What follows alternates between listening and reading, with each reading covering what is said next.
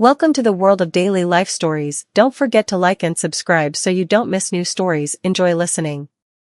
A mistake with the seat. Amara Johnson strode into the airport terminal with her head held high, her presence radiating both power and poise. Dressed impeccably in a tailored navy suit with subtle gold accents, she exuded confidence, a confidence hard-earned through years of relentless dedication. Amara wasn't just a passenger today, she was a woman on a mission. Her itinerary was tight, with meetings scheduled on back-to-back days across 3 cities. The flight she was about to board was her only chance to grab a few moments of solace before her whirlwind of responsibilities resumed. The terminal was alive with the typical symphony of voices, announcements, and hurried footsteps. Amara navigated the crowd gracefully, dragging her sleek leather carry-on behind her. Despite her calm demeanor, she was keenly aware of the looks, the quick glances, the subtle whispers, the poorly disguised curiosity. It was something she had grown used to over the years, though it never ceased to remind her of how society often struggled to reconcile her appearance with her accomplishments. At the gate, she handed her boarding pass to the attendant, a young woman with a tightly wound bun and a stiff smile. The attendant barely glanced at the pass before her eyes flickered to Amara's face. For a moment, the woman hesitated, as if computing something that didn't quite add up. Then she spoke, her tone polite but with an unmistakable edge. "Ma'am, it seems there's been a mix-up with your seat." Amara frowned. "A mix-up," she repeated, her exhaustion making her voice firmer than she intended. "I confirmed this seat weeks ago." The attendant's smile tightened. "I understand, ma'am, but it seems your seat has been reassigned." "To whom?" Amara asked, her voice sharp now. This wasn't the first time she'd faced a mysterious mix-up with her first-class accommodations. Each incident had carried the faint but undeniable stench of prejudice, and she wasn't in the mood to let this one slide. The attendant faltered, glancing at the screen in front of her. "I'll need to check with the cabin crew," she said, clearly flustered. "Please wait here." Amara stepped aside, her jaw clenched.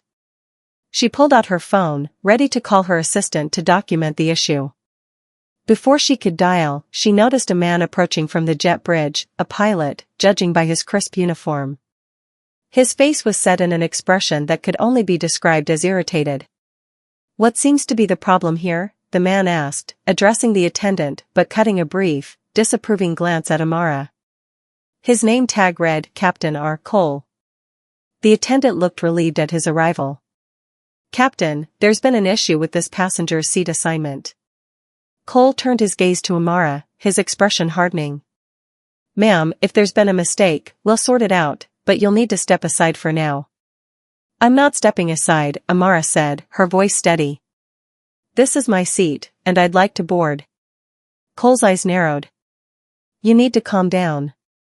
We don't tolerate aggressive behavior." Amara blinked, stunned.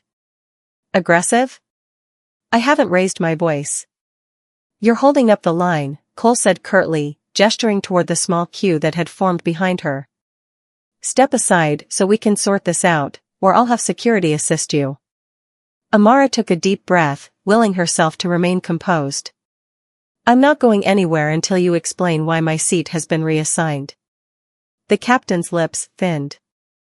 "I don't need to explain myself to you," he said coldly. "Now, step aside, or you won't be boarding this flight at all." The words hung in the air, like a slap. Passengers nearby had stopped pretending not to listen. A few whispered to each other, their eyes darting between Amara and the captain. Amara met Cole's gaze head-on. "Is this how you treat all your passengers, or just the ones who look like me?" The pilot's face darkened. "I don't have to tolerate this kind of accusation," he snapped. "Escort her out." Before Amara could respond, 2 security guards appeared as if summoned by magic. One of them placed a hand on her arm, and she instinctively pulled away. "Ma'am, please come with us," the guard said, his tone almost apologetic but firm. Amara looked around, her heart pounding. The humiliation was unbearable. People were openly staring now, some recording with their phones. She felt the heat of their judgment, their assumptions, their quiet complicity. "I'm being removed without cause," she said, her voice loud enough to carry. "Everyone here is a witness." Cole smirked, a faint, satisfied gleam in his eyes. "Let's not make this more difficult than it needs to be," he said. Amara stood her ground, her chin held high. "You have no idea who you're dealing with," she said, her voice cutting through the tension like a blade. The guards hesitated, sensing something in her tone, a quiet authority that suggested she wasn't just another passenger. But before they could reconsider, Cole waved them on. "Get her out of here," he ordered. As she was escorted back through the terminal, her mind raced. She wasn't done, not by a long shot. She'd dealt with men like Cole before, and she knew exactly how to handle this. What Captain Cole didn't know was that the airline he worked for was owned by one of the largest conglomerates in the world, a conglomerate founded by Amara's father. And she wasn't about to let him forget it. Amara sat in the airport lounge, her hands clenched into fists as she replayed the events over and over in her mind. The humiliation was still fresh, the sting of being escorted out like a criminal lingering like an open wound. Around her, passengers bustled to and from their gates, blissfully unaware of the storm brewing inside her. She took a deep breath, her chest rising and falling as she struggled to center herself. This wasn't the first time she'd been underestimated, and it likely wouldn't be the last. But this time was different. This time, the stakes were higher, the insult deeper. She wasn't just a passenger stripped of her rights, she was a black woman in a world that seemed intent on reminding her of her place, despite all her accomplishments. The very thought made her blood boil. Amara pulled out her phone, her fingers trembling with a mixture of anger and determination. She dialed the number she rarely used, the one that connected directly to her father. It rang twice before the familiar deep voice answered. "Amara," her father said, his tone warm but tinged with concern. "What's wrong? You sound upset." "Dad," she began, her voice steady, despite the emotions bubbling beneath the surface. "I just got kicked off a plane." There was a pause, heavy with unspoken questions. "What do you mean, kicked off? What happened?" She recounted the events in vivid detail, leaving nothing out, the dismissive attitude of the gate agent, the smug arrogance of the pilot, and the humiliation of being escorted out in front of dozens of gawking passengers. By the time she finished, her father was silent. "Dad," she prompted. "I'm here," he said, his voice quieter now, more measured. "This was one of ours?" "Yes," she said, her jaw tightening. "And I'm not letting it slide. Not this time." Her father sighed, a sound that conveyed both frustration and weariness. "You know how this works, Amara. These incidents, they're never isolated. They're systemic. I can address it at the corporate level, but—" "I don't want this buried in some corporate meeting," she interrupted, her voice sharp. "I want accountability. I want that pilot to understand exactly who he disrespected. And I want this to mean something. Not just for me, but for every other person who's been treated like this." There was a pause, and then her father spoke again, his tone firmer this time. "All right. Tell me where you are. I'll have my team on it immediately." Amara hung up, a small sense of satisfaction blooming in her chest. She trusted her father to take action, but she wasn't content to sit back and let him handle everything.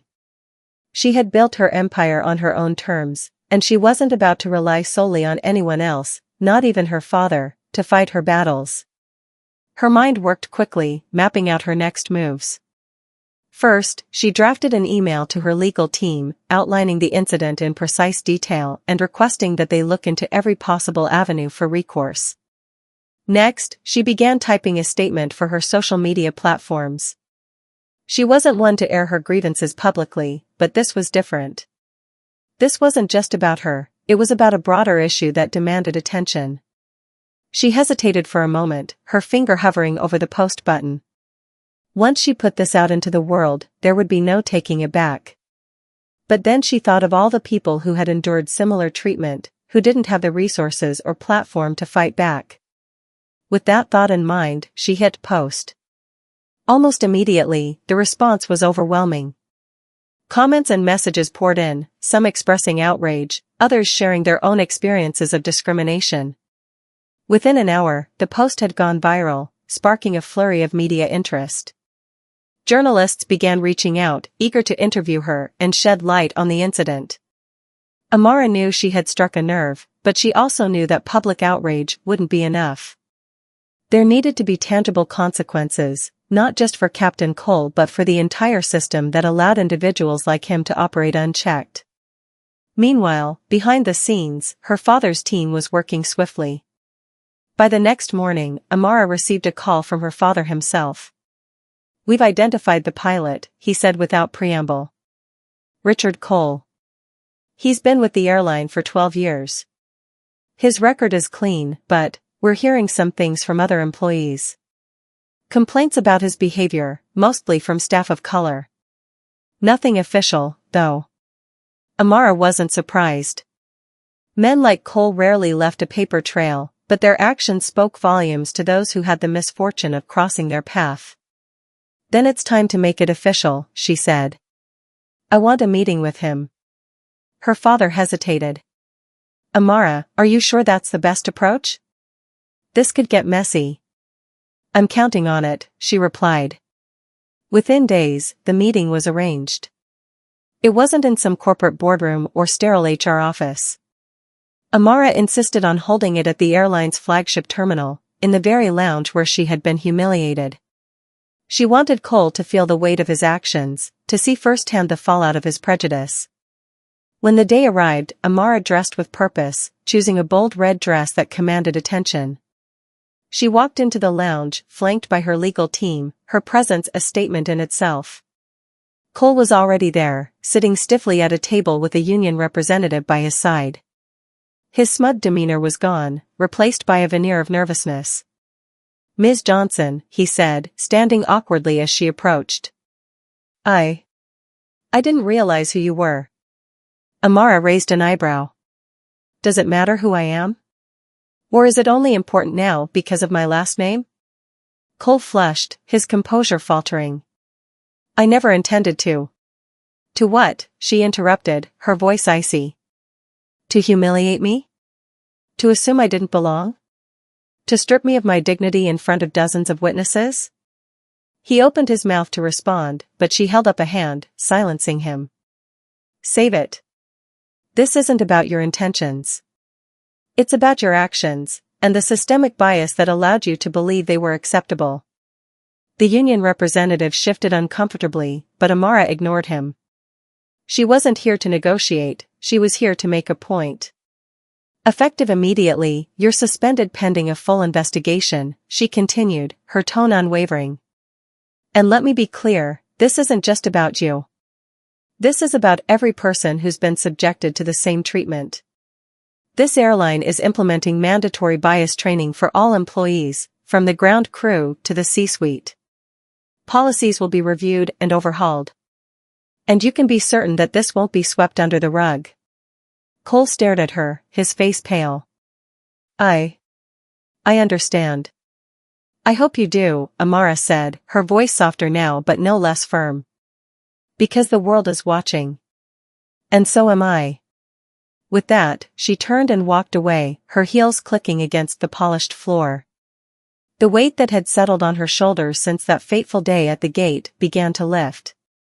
She knew this was only the beginning, but for the first time in days, she felt a sense of hope. As she exited the terminal, her phone buzzed with a notification.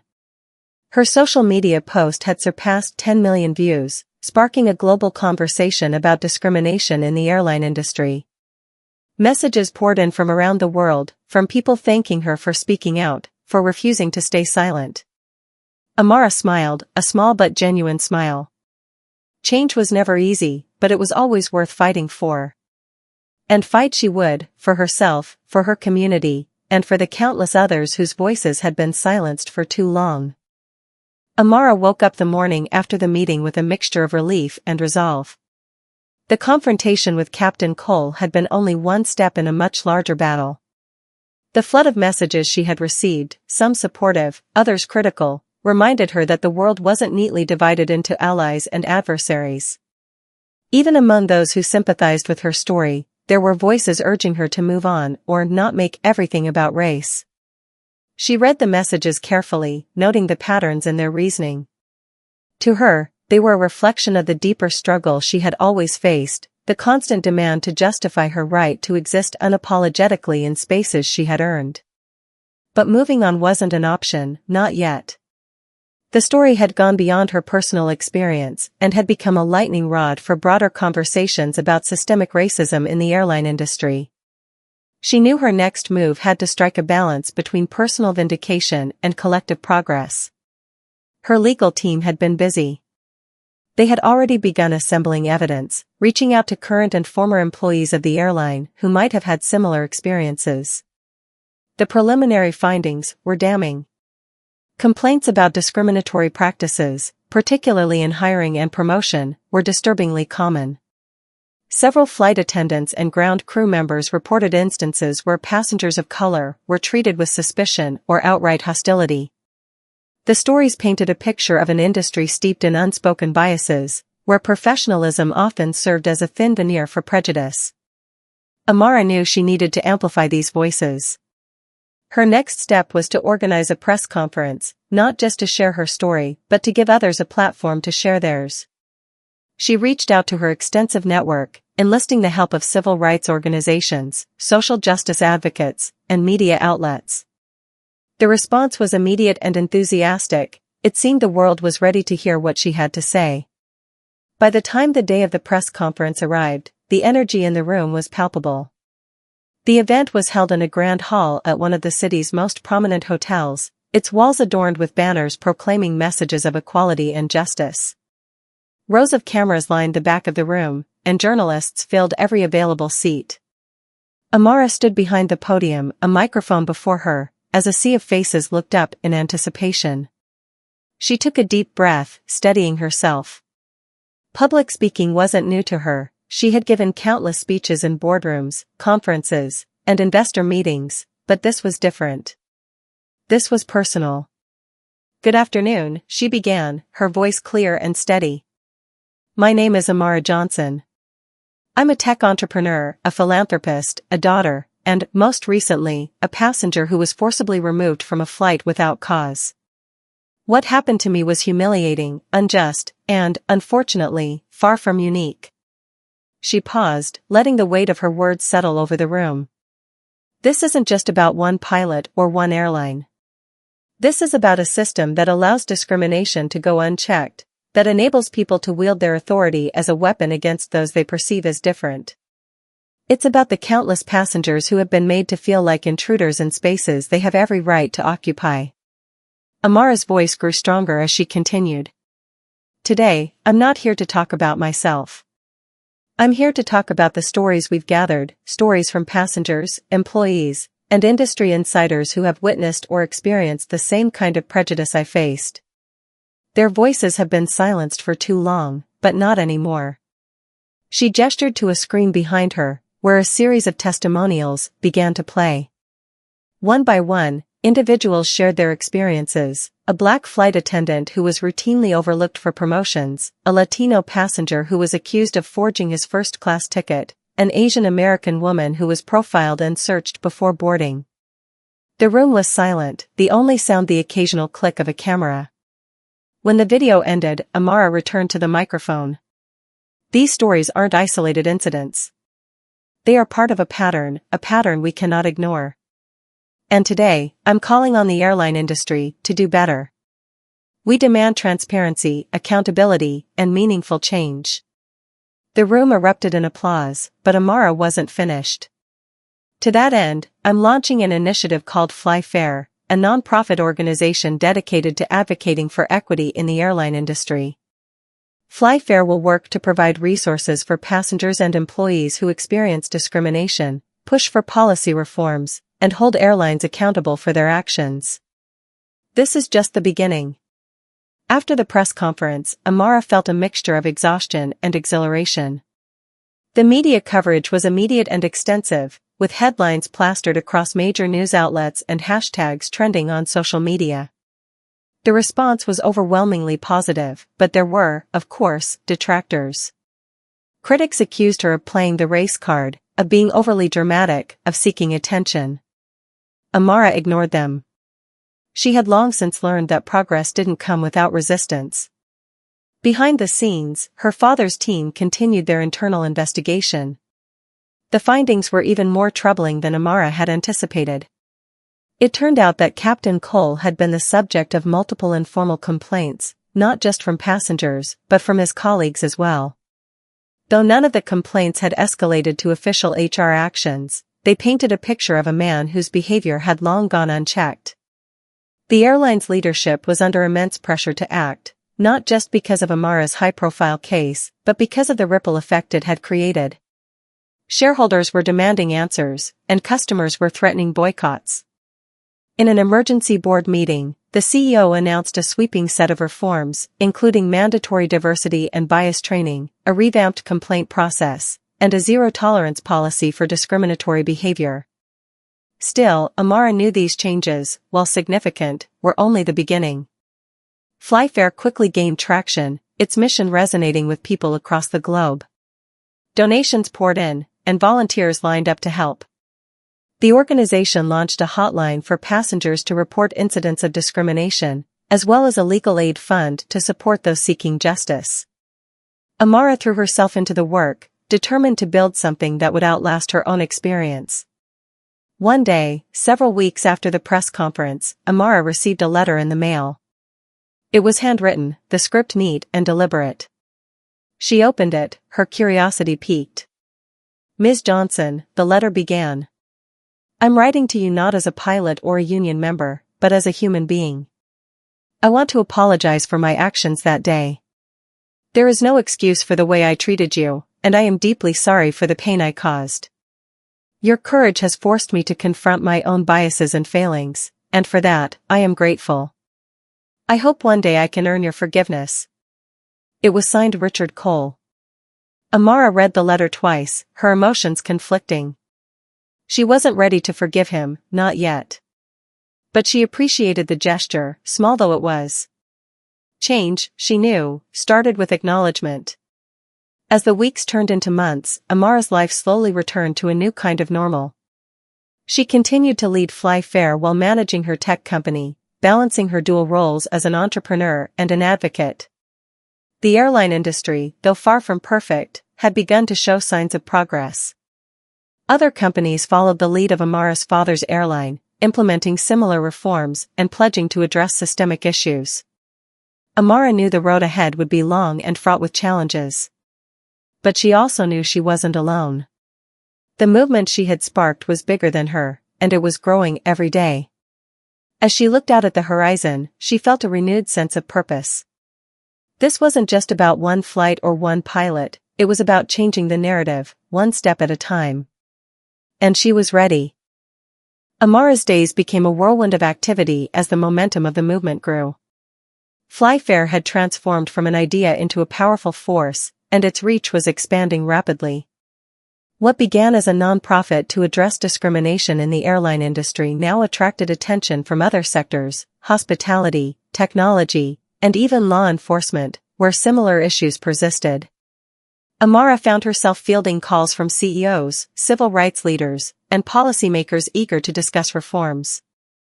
Each day brought new challenges, but also new opportunities to make a difference. One morning, as Amara prepared for a series of meetings, her assistant, Lauren, entered her office with a stack of documents. Lauren was a sharp, no-nonsense woman who had been with Amara since the early days of her tech company. She had an uncanny ability to anticipate Amara's needs, and today was no exception. "You've got an interesting one," Lauren said, setting the documents on the desk. A whistleblower from the airline reached out. He claims to have evidence of systemic discrimination at multiple levels, not just limited to customer interactions. Amara's eyebrows rose. "What kind of evidence?" "Emails, internal memos, performance reviews, things that suggest a pattern of bias in hiring, promotions, and even disciplinary actions. He's willing to share everything, but he wants to remain anonymous for now. Amara leaned back in her chair, her mind racing. This was exactly the kind of breakthrough she had been hoping for. While her own story had shone a spotlight on the problem, this kind of hard evidence could bring about real, systemic change. "Set up a meeting," Amara said. "I want to hear what he has to say." Lauren nodded and left the room, leaving Amara to her thoughts. She couldn't shake the feeling that this was the beginning of something much bigger. If the whistleblower's claims were true, it would validate everything Flyfair had been fighting for, and it would put even more pressure on the industry to act. A few days later, Amara met the whistleblower in a discreet location, a small, nondescript office rented under a shell company to ensure privacy. The man introduced himself as James, a mid-level manager who had worked at the airline for over a decade. He was nervous, his hands fidgeting as he spoke, but his determination was clear. "I've seen things over the years," James began, his voice low. "Things I ignored at first, because I thought it wasn't my place to question. But after what happened to you, I couldn't stay silent anymore." He opened a folder and slid it across the table. Inside were copies of emails, performance evaluations, and meeting notes. Amara scanned the documents, her anger growing with each page. The evidence was damning. One email chain revealed managers discussing how to deprioritize applications from certain demographics, citing vague concerns about cultural fit. Another showed disparities in disciplinary actions, with employees of color receiving harsher penalties for the same infractions as their white counterparts. "This is just the tip of the iceberg," James said. "There's more, but I couldn't get access to everything without raising suspicion. If they find out I've shared this..." "You've taken a huge risk," Amara said, meeting his gaze. "And I want you to know how much I appreciate it. We'll protect your identity, and we'll make sure this doesn't fall on deaf ears." James nodded, though his expression remained anxious. "I just want to do the right thing." Amara left the meeting with a renewed sense of purpose. She immediately convened a strategy session with her legal team and key advisors to determine the best course of action. The evidence needed to be handled carefully, leaked strategically to the press, and presented to regulators in a way that would force the airline and the industry at large to confront the issue head-on. As the story broke, the fallout was immediate and far-reaching. Headlines splashed across newspapers and news sites, detailing the systemic biases exposed by the whistleblower's documents. The airline's leadership scrambled to respond, issuing statements that were equal parts denial and damage control. But the public wasn't buying it. Social media erupted with calls for accountability, and customers began canceling their flights in protest. The pressure mounted until the airline announced a sweeping internal investigation and a commitment to overhaul its policies. But for Amara, this was only a partial victory. She knew that true change required more than promises. It required enforcement, transparency, and sustained public pressure. Flyfair ramped up its efforts, hosting town halls and public forums to keep the conversation alive. Amara traveled to cities across the country, listening to stories from passengers and employees who had experienced discrimination in various forms. Each story reinforced her resolve and reminded her why she had started this fight in the first place. One evening, after a particularly emotional forum, Amara sat alone in her hotel room, reflecting on the journey so far. She thought about her parents, who had instilled in her the values of resilience and justice. Her father's decision to back her so publicly had been a turning point, but she knew she was stepping out of his shadow now. This was her fight, and she was determined to see it through. Her phone buzzed, pulling her out of her thoughts. It was a message from Lauren. "Lauren, just got word, Congress wants you to testify at a hearing on discrimination in the airline industry." "This is big." Amara stared at the message, a mix of excitement and apprehension flooding her. A congressional hearing would be a massive platform to highlight the issues Flyfair had uncovered. But it would also put her under intense scrutiny. She knew her every word would be dissected, her motives questioned, her integrity challenged. She took a deep breath and typed a response. "Amara, let's do it." The weeks leading up to the hearing were a blur of preparation. Amara worked closely with her legal team and policy advisors to craft her testimony. She wanted to strike the right balance, personal enough to connect with the audience, but backed by hard data and actionable solutions. This wasn't just about telling her story, it was about driving change. The day of the hearing arrived, and Amara walked into the packed chamber with her head held high. Cameras clicked as she took her seat at the witness table, flanked by her legal team. The committee members introduced themselves, their expressions ranging from supportive to skeptical.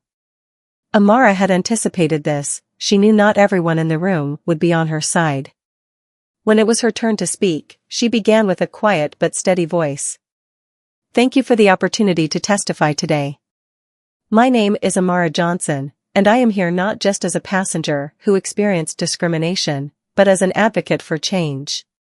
The airline industry is one of the most visible arenas where systemic bias plays out, affecting millions of people every year. But this issue is not unique to airlines, it reflects broader patterns in our society that we can no longer ignore." She detailed her own experience, the evidence uncovered by the whistleblower, and the countless stories she had heard from others. She presented data showing the economic and social costs of discrimination, and she outlined specific policy recommendations for the industry. By the time she finished, the room was silent. Then the questions began. Some members of the committee were supportive, asking thoughtful questions about how to implement reforms. Others were combative, questioning her motives and accusing her of exaggerating the issue. Amara remained calm, answering each question with poise and precision. When the hearing ended, Amara felt a sense of relief, but also a renewed determination. The fight was far from over, but she had made her case on one of the largest stages available. Now, it was up to lawmakers, industry leaders, and the public to act. As she left the chamber, surrounded by reporters and supporters, Amara couldn't help but smile. The journey had been long and arduous, but she knew she was making a difference. And for the first time in a long time, she felt hopeful about what the future could hold. In the weeks following her testimony before Congress, Amara found herself at the center of a national movement. The hearing had thrust her into a spotlight that was both exhilarating and exhausting. Her words had been broadcast across countless platforms, sparking debates in homes, workplaces, and media outlets. People who had never paid attention to discrimination in the airline industry were now engaged, and FlyFair was inundated with support, inquiries, and, most importantly, stories. Amara knew the battle was far from over. While the airline she had initially confronted had committed to reforms, the systemic issues extended far beyond one company. The movement needed a broader reach, a strategy that could address the root causes of bias not just in aviation but across industries. FlyFair's mission was evolving, and with it, so was Amara's role. One morning, as she sat in her office reviewing the latest reports from FlyFair's research team, Lauren walked in with a grim expression. She placed a folder on Amara's desk. "We've got a problem," Lauren said. Amara opened the folder and scanned its contents. Inside were internal documents from another major airline, leaked by an anonymous source. The documents detailed policies that, while not explicitly discriminatory, disproportionately affected employees and passengers of color. Hiring quotas for certain roles, uneven pay structures, and a complete lack of diversity in upper management were just the tip of the iceberg. "This is bad," Amara murmured, flipping through the pages. "If this gets out..." Lauren crossed her arms. "It'll be a PR nightmare for them. But it's also an opportunity for us." Amara nodded, already formulating a plan. "We need to verify this information. Reach out to the source and see if they're willing to talk. If we can confirm this, we'll release it strategically." Lauren hesitated. "Amara, you're already stretched thin. You've got interviews, meetings, and another congressional briefing next month. Maybe we should delegate this." Amara looked up, her expression resolute. "No. This is too important. If we're going to push for industry-wide reforms, we need to take this head-on." Within days, FlyFair's investigative team confirmed the authenticity of the leaked documents. The revelations were damning, and Amara decided to hold a press conference to address them. Standing before a sea of reporters, she laid out the findings with meticulous detail, tying them to the broader issues of systemic racism and inequality in the airline industry. "This is not just an isolated incident," she said, her voice steady but passionate. "This is a pattern, one that has persisted for far too long. It's time for every airline, every corporation, and every institution to take a hard look at their practices and commit to meaningful change." The response was immediate and overwhelming. Some airlines preemptively announced their own internal investigations, hoping to avoid the backlash that was now engulfing their competitors. Others doubled down, denying the allegations and attempting to discredit FlyFair. Amara knew this was a calculated move, designed to undermine her credibility and shift the narrative. But she refused to back down. FlyFair launched a nationwide campaign, partnering with advocacy groups, civil rights organizations, and community leaders to amplify its message. Town halls were held in major cities, giving people a platform to share their experiences and demand accountability. The movement grew larger than Amara had ever imagined, and with it came both praise and criticism. As the pressure mounted, Amara received an unexpected call from one of the airline CEOs implicated in the leaked documents. He requested a private meeting, citing a desire to find common ground. Amara was skeptical but agreed, knowing that dialogue was a necessary step toward progress. The meeting took place in a sleek conference room high above the city skyline. The CEO, a polished man in his 50s, extended his hand as she entered. "Ms. Johnson, thank you for meeting with me," he said, his tone measured. "I've been following your work, and I must say, it's impressive." Amara didn't return the compliment. "I'm here because I believe in solutions, not pleasantries." "What do you want to discuss?" The CEO smiled, though it didn't reach his eyes. "We're willing to make some changes, diversity initiatives, training programs, that sort of thing. But we need to manage the optics. A public confrontation benefits no one." Amara leaned back in her chair, studying him. "Optics? This isn't about optics. It's about addressing systemic injustice. If you're serious about change, start by acknowledging the harm your policies have caused and committing to transparency." The CEO's smile faltered. "We have stakeholders to consider. Publicly admitting fault could have financial repercussions." "Then maybe you should have considered that before implementing discriminatory practices," Amara shot back. "This isn't a negotiation. Either you're part of the solution, or you're part of the problem." The meeting ended with no resolution, but Amara felt no regret. She had made her stance clear, and she knew the power of public pressure would force their hand eventually. As she left the building, her phone buzzed with a message from Lauren. "Lauren, check the news. You're not going to believe this." Amara opened the link Lauren had sent. It was an article detailing a coalition of airline employees, pilots, flight attendants, and ground staff, who had come together to support FlyFair's mission. They had launched their own initiative, demanding better working conditions, equitable treatment, and leadership accountability. The coalition's manifesto quoted Amara's congressional testimony, calling her a beacon of hope for those fighting against injustice. For the first time in weeks, Amara felt a surge of optimism. The movement wasn't just hers anymore, it had taken on a life of its own. People were rising up, uniting across professions, races, and backgrounds to demand change. The following months were a blur of activity. FlyFair expanded its operations, opening regional offices and launching international campaigns. Amara continued to juggle her dual roles as an entrepreneur and advocate, often working late into the night to keep up with the demands of her growing responsibilities. Her team grew, bringing in experts from various fields to strengthen their initiatives. One evening, as she prepared for yet another cross-country flight, Amara received a call from her father. "You've done something incredible," he said, his voice filled with pride. "But I need to ask, how are you holding up?" Amara hesitated. She didn't want to admit how tired she was, how the weight of the movement sometimes felt unbearable. But she also knew she couldn't do this alone. I'm managing, she said finally. But I think it's time to start building a legacy that doesn't rely on me.